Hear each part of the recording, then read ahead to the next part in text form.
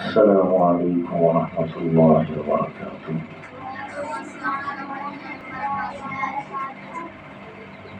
الحمد لله رب العالمين، الصلاة والسلام على أشرف الأنبياء والسيد المرسلين.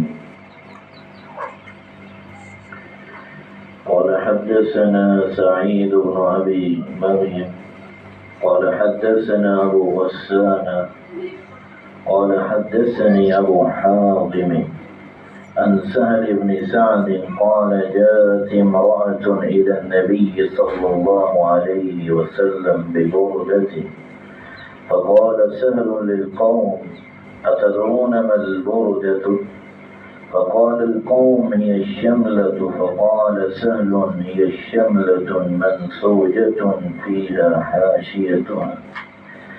فقالت: يا رسول الله صلى الله عليه وسلم أكفوك هذه؟ فأخذها النبي صلى الله عليه وسلم محتاجا إليها، فلبسها فرآها عليه رجل من الصحابة، فقال: يا رسول الله،